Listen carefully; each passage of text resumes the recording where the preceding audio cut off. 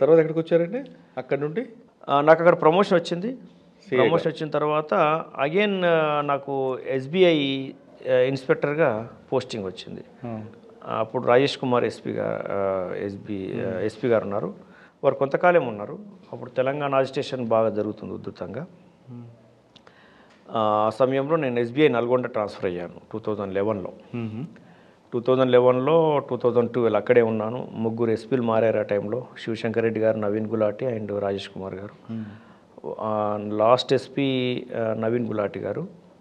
ఆ తర్వాత Cyberabad commissionerate transfer అయ్యాను నేను. సైబరాబాద్ కమిషనరేట్లో ఫస్ట్ పోస్టింగ్ మహేశ్వరం. అంటే ఈ సంవత్సరం సైబరాబాద్కి వచ్చారు మీరు? 2012లో. 2012లో నల్గొండ నుంచి సైబరాబాద్కి వచ్చినప్పుడు ద్వారక తిరుమలరావు గారు కమిషనర్. వారు ఫస్ట్ పోస్టింగ్ మహేశ్వరం ఇచ్చారు. అచ్చా సార్, మహేశ్వరం అనగానే బాగా పొలిటికల్ ఇన్ఫ్లుయెన్స్ ఉంటుంది, రియల్ ఎస్టేట్ ఎక్కువ జరుగుతుంది కాబట్టి మహేశ్వరంలో పోలీస్ ఎస్హెచ్ఓ పోస్టే చాలా ఖరీదైన పోస్ట్ అనేది ఒక ప్రచారం ఉండేది అప్పట్లో. నేను 2012లో ఎస్హెచ్ఓ పోయే నాటికి అప్పటికి రియల్ ఎస్టేట్ భూమి లేదు.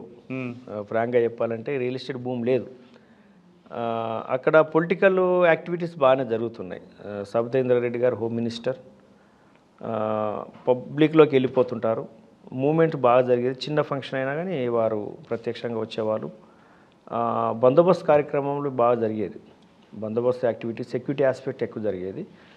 ఈ రియల్ ఎస్టేటు ఇష్యూస్ చాలా నార్మల్గా తక్కువనే వచ్చేది. అంటే ట్రెస్ పాసులు, డ్యామేజ్లు, ఫోర్జరీ డాక్యుమెంట్స్. అప్పుడు 2006, 2009 వరకు ఉన్నటువంటి రియల్ ఎస్టేటు యాక్టివిటీస్ అప్పుడు జరిగినవి. ఏదైనా క్రైమ్ ఉంటే మా టైంలో కంప్లైంట్ అయ్యేది. ఎందుకండి మరి మహేశ్వరం పోలీస్ స్టేషన్కి అంత బ్యాడ్ నేమ్ వచ్చింది? మహేశ్వరం పోలీస్ స్టేషన్కు బ్యాడ్ నేమ్ అని చెప్పడం లేదు కదా. అక్కడ బిజినెస్ యాక్టివిటీ జరిగింది. రియల్ ఎస్టేట్ బిజినెస్ యాక్టివిటీ కాదు, కూడా బిజినెసే కదా. బ్యాడ్ నేమ్ అని చెప్పడం. మహేశ్వరం ఎస్హెచ్ఓ పోస్ట్ కొంచెం కాస్ట్లీ పోస్ట్ అంటుంటారు. అప్పటి వరకు ఉండేది అది. మహేశ్వరం అనేది కోరుకొని పోయేవాళ్ళు. ఆఫీసర్ కూడా ఎవరైనా ఇన్ఫ్లుయెన్స్ చేస్తే ఆఫీసర్కి ఇచ్చే పరిస్థితి, ఆఫీసర్కి పోస్టింగ్ ఇచ్చే పరిస్థితి అట్లా జరిగేది. బట్ నేను వచ్చే సమయానికి ద్వారక తిరుమలరావు గారు మరి ఆయన వారు ఏం ఆలోచించారో తెలియదు. అక్కడ హోమ్ మినిస్టర్ గారి ప్రాంతం కాబట్టి నేను ఉండాలనుకున్నట్టున్నారు. నాకు అక్కడ పోస్టింగ్ ఇచ్చారు. అది నాకు నార్మల్గా ఇచ్చారు. అది అంటే కాస్ట్లీని దృష్టిలో పెట్టుకుని ఇచ్చినటువంటిది కాదు. ఆ టైంలో కాస్ట్లీ కూడా ఆడడానికి వీళ్ళు. ఆఫీసర్ పోస్ట్ అది. రైట్ సార్, మహేశ్వరంలో రియల్ ఎస్టేట్ వ్యవహారం పక్కన పెడితే కాసేపు రోడ్ యాక్సిడెంట్స్ ఎక్కువ జరుగుతుంటాయి. అంటే రోడ్ యాక్సిడెంట్స్ అంటే శ్రీశైలం హైవే ఉంటుంది. శ్రీశైలం హైవే అప్పటికి ఇంక ఎక్స్పాన్షన్ అవ్వదు, వైండప్ రోడ్ వైడనింగ్ జరగలేదు. రోడ్ కంజెస్ట్ ఉండడం వల్ల వెహికల్స్ డివైడర్ అంటూ లేదు. ఆ రకంగా ఎక్కువ యాక్సిడెంట్స్ జరిగేది. రెండో యాక్సిడెంట్స్కు కారణం ఏంటంటే అక్కడ మైసిగండి అని ఒకటి ఉంటుంది. వారాంతంలో మీరు డ్రంక్ అండ్ డ్రైవ్ కూడా పెట్టేది అప్పుడప్పుడు, దానికి తగ్గించడం కోసం అని. అట్లా ఎక్కువ జరిగేది అన్నమాట. తాగి నడపడం వల్ల నమ్ముకున్న వాళ్ళు చనిపోయేవాళ్ళు, డ్రైవర్ కూడా అలా. కానీ మహేశ్వరం పోలీస్ స్టేషన్కి దగ్గరలో 2 రియల్ ఎస్టేట్ వివాదాలు, కంపెనీల మధ్య వివాదం, ట్రెస్పాస్ కేసు, రాత్రే ట్రాక్టర్తో రావడం, ఆ కేసు మీకు గుర్తుందా? మేమున్న సమయంలో అంటే హైవే నుండి మహేశ్వరం ఊర్లోకి వెళ్తున్నప్పుడు మీ పోలీస్ స్టేషన్కి ముందే రైట్ సైడ్ ఒక రియల్ ఎస్టేట్ కంపెనీ, దాని బోర్డర్లో ఉన్న బటర్ఫ్లై సిటీ అని ఇంకో కంపెనీ, ఈ 2 సంస్థల మధ్య వివాదం. రాత్రే వాళ్ళు ట్రెస్పాస్ చేయడం, ఆ కార్లు ప్రొక్లైనర్ మీద సీజ్ చేయడం. ఇది 2012 నుంచి 2014 వరకు చేశాను నేను. అటువంటి నా పీరియడ్లో అటువంటిది సంఘటన జరిగినట్టుగా నాకు గుర్తుకు లేదు, ఐడియా కూడా లేదు. బట్ మేము సెలవులు ఉన్నప్పుడు ఇట్లా ఏమైనా జరగవచ్చు కానీ నా నోటీస్కి వచ్చినట్టు ఏం లేదు ఆ టైంలో. ఆ కేసులో అంతకు ముందుగానే ఆ తర్వాత కానీ జరిగింది లేదు. మీరే అప్పుడు ఎస్హెచ్ఓ, నేను ఒక ఛానల్ నుంచి కవరేజ్కి వచ్చాను. ఓహో, ఎస్, గుర్తుంది. అది అప్పుడు అందరినీ మేము పట్టుకొని అరెస్ట్ కూడా చేసి పంపించేసాం. అది కరెక్ట్ గుర్తుంది. చాలా 11-12 మందిని అరెస్ట్ చేసాం ఆ సమయంలో. అవును, అంతా రౌడీలు ల్యాండ్ కబ్జా చేయడానికి వచ్చారు. కరెక్ట్. ఇప్పుడు నాకు గుర్తుకొచ్చింది, మీరు వచ్చారు. ఎస్, పోతుంటే రైట్ సైడ్ అది. అవునవును, పోలీస్ స్టేషన్కి వెళ్తున్నప్పుడు రైట్ సైడ్ లోపలికి టెంట్ వేసుకొని కబ్జా చేయడానికి వచ్చారు. అంతా ఐడెంటిఫై చేసి పట్టుకొని అరెస్ట్ చేసి వాళ్ళు మళ్ళీ అక్కడికి రాకుండా చేసాం. ల్యాండ్ కబ్జా చేయడం అనేది, ఒక పొజిషన్ డ్యామేజ్ చేసి కబ్జా చేయడం అనేది తప్పు కదా. ట్రెస్పాస్ యాక్ట్ పెట్టి అరెస్ట్ చేసాం వాళ్ళని. సార్ మహేశ్వరం నెక్స్ట్ అండి. మహేశ్వరం నుంచి నేను సివి ఆనంద్ గారి టైంలో ఎస్పోర్ట్కి వచ్చాను. మంచాలకి వెళ్ళాను. మంచాల్లో షార్ట్ పీరియడ్ సివి ఆనంద్ గారు ఇచ్చిన పోస్టింగ్ అది. మంచాల్లో షార్ట్ పీరియడ్ 1 year ఉన్నా. ఆ తర్వాత సార్కు ఎస్ఓటి అనిపించి ఎస్ఓటి ఇచ్చారు. టాస్క్ ఫోర్స్లో బాగా యాక్టివ్గా పనిచేసాము. అప్పుడు సారు రికగ్నైజ్ చేశారు బాగా ఎస్ఓటీలో. సివి ఆనంద్ గారి టైంలో మీరు ఎస్ఓటీలో పనిచేస్తున్న టైంలో మీకు సిద్దిపేటకు సంబంధించిన రౌడీ షెట్టర్ కాల్పులకి షామీర్పేటలో గుర్తుందా? పటాన్చేరులో. అవును అవును అవును అవును. అయితే అది మేము ఎస్ఓటీకి రాకముందు జరిగింది. వెంటనే మేము ఆ తర్వాతనే ఎస్ఓటీకి రావడం జరిగింది. కానీ వాడిని అరెస్ట్ చేయడం అంతా మీ టైంలో జరిగింది కదా? షామీర్పేట పిఎస్ వాళ్ళు అరెస్ట్ చేశారు. మేము ఇన్వాల్వ్ కాలేదు అప్పుడు దాంట్లో. కేసు ఐడియా ఉందా మీకు? అది అంత ఐడియా లేదు. తర్వాత ఆయన మర్డర్ అయ్యాడు. అవును, తర్వాత అది ఇష్యూ తర్వాత. కానీ ఎస్ఓటీలోనే మీకు కొన్ని వెపన్స్ పట్టుకున్నారు, ఆ కేసు గుర్తుందా? వెపన్స్ పట్టుకున్నాము, ఎన్ఫోర్స్మెంట్ చేశాము. సార్ పీరియడ్లో ఎన్ఫోర్స్మెంట్ అనేది చాలా ఉధృతంగా జరిగింది. చాలా ఎక్కువ ఎన్ఫోర్స్మెంట్ జరిగింది. ఎన్ఫోర్స్మెంట్లో ఎక్కువ పీడిఎస్ డైవర్షన్స్, పబ్లిక్ డిస్ట్రిబ్యూషన్ సిస్టంలో రైసు, కిరోసిన్ డైవర్షన్స్ బాగా పట్టుకున్నాం. అప్పుడే కొత్తగా తెలంగాణ ఫామ్ అయింది. కేసీఆర్ గారు ఈ డైవర్షన్స్ ఏంటి, నల్లదందాలు ఏంటి అని వారు పూర్తిగా రివ్యూ చేయడం, సివి ఆనంద్ గారిని ప్రత్యేకంగా పిలిపించుకోవడం, మాకు కూడా అందరికీ కృతజ్ఞతలు ఆ సమయంలో గ్రేసెస్ చెప్పడం, రికగ్నైజ్ చేయడం ఇంత జరిగింది. అదేవిధంగా ఆ సమయంలో కల్తీల మీద కూడా కాన్సన్ట్రేట్ చేశాం. కల్తీ పాలు, కల్తీ ఇవన్నీ ఫుడ్ ఐటమ్స్ ప్రొడక్ట్ చేసే వాటి మీద మేము రైడ్ చేసి పట్టుకొని ఆ కల్తీని నిరోధించడం, ఇటువంటి ప్రయత్నాలు బాగా చేశాం. ఓకే. ఎస్ఓటీ తర్వాత అండి? ఎస్ఓటీ తర్వాత నేను రాయదుర్గం ఇన్స్పెక్టర్గా షార్ట్ పీరియడ్ ఉన్నాను. తక్కువ కాలం పనిచేశారు. సందీప్ షాండిలియా గారు ఇచ్చారు పోస్టింగ్. అది గచ్చిబౌలి కోసము కొంతమంది ప్రయత్నం చేస్తున్నారు. గచ్చిబౌలి అప్పుడే చంద్రకాంత్ గారు ట్రాన్స్ఫర్ అయ్యారు. వాళ్ళు ట్రాన్స్ఫర్ అయిన తర్వాత కొంతమంది ప్రయత్నం చేస్తున్నారు. వాళ్ళు ఎవరు కూడా సార్కి ఎలిజిబుల్ అనిపించలే. అయితే నేను రాయదుర్గము గచ్చిబౌలి కంటే కంపారిటివ్లీ రాయదుర్గం కొంత చిన్న జ్యూడిక్షన్ అని అంటారు. అయితే గచ్చిబౌలి నాకైతే గచ్చిబౌలి కరెక్ట్ సూట్ అవుతుందని అనుకుని గచ్చిబౌలి నాకు. కానీ గచ్చిబౌలి పోలీస్ స్టేషన్కి లోకల్ ఎమ్మెల్యేతో పాటు మరికొంత ఎమ్మెల్యే లెటర్లు ఇచ్చినా ఆ లెటర్లు పక్కన పెట్టి మీకే ఇవ్వడానికి ప్రధాన కారణం. నేను అంతకుముందు ఎస్ఓటీలో పనిచేశాను. నా గురించి ఎస్ఓటీలో నేను పనిచేసిన విధానము, నా వృత్తి నైపుణ్యము, నా డిసిప్లిన్ అంతా సారు చెప్పి డిస్కస్ చేసి ఇచ్చాడని నాకు తెలిసింది. ఎస్ఓటీలో ఉన్నప్పుడు Muthoot finance offence, Ramachandrapuram Muthoot finance offence అయింది. ముత్తూట్ ఫైనాన్స్ అఫెన్స్లో కీలకంగా నేను పనిచేయడంలో నేను ఒకరిని.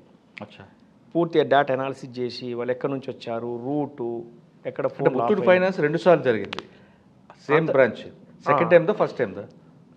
సెకండ్ టైం పెద్ద అఫెన్స్. 42 kgs తీసుకొచ్చి చూపించి బెదిరించి తీసుకెళ్లారు. 42 kgs గోల్డ్. దాంట్లో బాగా రాత్రింబవళ్ళు పనిచేశాం. మా వర్క్ స్టైల్ సార్కి బాగా నచ్చింది. ఎక్కడి నుంచి వచ్చారు, ఎక్కడ బండి ఆగిపోయింది, ఎక్కడ ఫోన్లు ఆగిపోయాయి, మొత్తం ఉంటే డేటా అంతా డీటెయిల్స్ ఇచ్చేసాం. ఆ డీటెయిల్స్ మీదనే మొత్తం వర్కౌట్ అయింది, దొరికారు. చాలా సాటిస్ఫై అయ్యారు సార్. సార్ ఆ కేసులో వాడు బ్లాక్ కలర్ స్కార్పియో వేసుకుంటూ ఓఆర్ఆర్ మీద తిరుగుతుంటాడు కదండి. లాస్ట్ ఎఫెన్స్ అయిన తర్వాత ఓఆర్ఆర్ మీద ఎక్కువ మూమెంట్ ఉంటుంది వాడిది. ఓఆర్ఆర్ మీద మూమెంట్ ఏం లేదు. ఓఆర్ నుంచి ఒక దగ్గర డౌన్ అయ్యి తర్వాత వాడి వైపు వెళ్ళిపోయారు. ఇటు వాడి వైపు అక్కడెక్కడ ఒక దగ్గర వెహికల్ డంప్ చేస్తాడు. వాడి దగ్గర డంప్ చేసేసి కొంతమంది వెళ్ళిపోతారు అక్కడ నుంచి. ఒకరు మాత్రమే, ఒక అక్యూజ్డ్ మాత్రమే వెహికల్ తీసుకెళ్ళడానికి అక్కడ ఉండిపోతాడు. మాకున్నటువంటి టెక్నాలజీ ఆ ప్రాసెస్లో ఆ వ్యక్తిని పట్టుకుంటాం, మిగతా వాళ్ళు కూడా పట్టుకుంటాం. ఆ వర్క్ స్టైల్ నచ్చింది సార్ మీకు గచ్చిబౌలి? ఆ వర్క్ స్టైల్ నచ్చి సారు బాగా అట్రాక్ట్ అయ్యి, అప్పుడే నేను ఒక అక్యూజ్ దొరకట్లేదు, సుందర్ అని. వానికి వచ్చిన చాలాసార్లు టీమ్స్ పోతున్నాయి, ముంబైకి వస్తున్నారు. ఈసారి టీం పంపడం ఎందుకని నేనే వెళ్ళాను. టీమ్స్ వెళ్ళి ఆ వ్యక్తిని పగడబందీగా ప్రాసెస్ చేసి పట్టుకొని వచ్చాం. అప్పుడు కూడా సార్కి ఇంకా ప్రూవ్ అయిపోయింది. వాడు పైనుంచి దూకడానికి ప్రయత్నం చేశాడు కదా అప్పుడు. అది స్వదేశీ మిల్ ఏరియాలో అంటే ఆ స్కోప్ ఇవ్వకుండా మేము టీం పెట్టుకున్నాం. టీమ్స్ పెట్టుకొని బాల్కనీ ఉంది దానికి, ఆ 19th ఫ్లోర్లో ఉంటాడు. అవును. ఆ స్కోప్ ఇవ్వకుండా పట్టుకొని తీసుకొచ్చి. ఓకే, గచ్చిబౌలి రాగానే చాలా కేసులు ఉంటాయి. గచ్చిబౌలి అనేది హైటెక్ సాఫ్ట్వేర్ కంపెనీలు. అక్కడ చిన్న ఇష్యూ జరిగినా నేషనల్ వైడ్గా దానికి ప్రయారిటీ ఉంటుంది. ఒకవైపు సాఫ్ట్వేర్ కంపెనీల భద్రత, చిన్న ఇష్యూ కూడా జరగకూడదు. రెండోది పింకీ మర్డర్ కేసు నేను వెళ్ళిన 5 డేస్కే అయింది. వెల్కమ్ 25 డేస్కి అయింది. అదే మీకు ఇన్విటేషన్. చాలా పెద్ద కేసు, అసలు అన్నౌన్ కేసు. అప్పుడు సందీప్ షాండిలే గారు, అప్పటికే మేమంతా టాస్క్ ఫోర్స్లో పనిచేసి ట్రాకింగ్ మీద కానీ ఇన్వెస్టిగేషన్ డిటెక్షన్ అనే దాని మీద బాగా నాలెడ్జ్ ఉంది అప్పటికే. ఆ కేసు డిటెక్ట్ అయిన తర్వాత ఆ కేసు రిపోర్ట్ అయిన తర్వాత డిటెక్షన్ చేయాలనే కసి పెరిగింది. ఆ సమయంలో అన్ని టీంల యొక్క సపోర్ట్ తీసుకొని, సార్ సపోర్ట్ తీసుకొని, ఆ సమయంలో మాకు ఏసీపీ శ్యాంప్రసాదరావు గారు, డీసీపీ విశ్వప్రసాద్ గారు ఐపీఎస్, వీరు దగ్గరుండి వాళ్ళ నాయకత్వం వహించడం, వాళ్ళ సపోర్ట్ ఎప్పటిదప్పుడు తీసుకోవడం, సిపి గారు ఎప్పటిదప్పుడు ఆయన వారు అడగడం, మేము ఆయన చెప్పడం, ఈ కేసు ఎట్లా డిటెక్ట్ చేయాలని చెప్పి అందరి సపోర్ట్తో డిటెక్ట్ చేయడం జరిగింది. కేసు డిటెక్షన్తో పాటు ఇన్వెస్టిగేషన్ కూడా అలా ఒక్కొక్క పాయింట్, ప్రతి ఇన్వెస్టిగేషన్లో దొరికిన ప్రతి క్లూ, ప్రతి సైంటిఫిక్ ఎవిడెన్స్ ప్రతి అక్యూడ్కి కనెక్ట్ చేయడంలో విఫలం కాలేదు. మేము ఖచ్చితంగా సక్సెస్ అయ్యాం. ఈ కేసు ఛార్జ్షీట్ వేసే సమయంలో సజ్జనార్ గారు సిపి సజ్జనార్ గారు ఈ ఛార్జ్షీట్ పగడ్బందీగా పర్ఫెక్ట్గా ఫైల్ చేయించడంలో సారు అప్పుడప్పుడు రివ్యూ పెట్టేది. సజ్జనార్ సార్ ఇచ్చినటువంటి సలహాలు, వారు ఇచ్చినటువంటి ముఖ్యమైన అంశాలు మాకు ఆ ఛార్జ్షీట్ కూడా పగడ్బందీగా వేయడానికి సహకరించింది. వారి సమయంలో ఛార్జ్షీట్ వేసిన తర్వాత వారి సమయంలోనే, వారి టెన్యూర్ టైంలోనే most of the witnesses examine అయ్యారు కోర్టులో.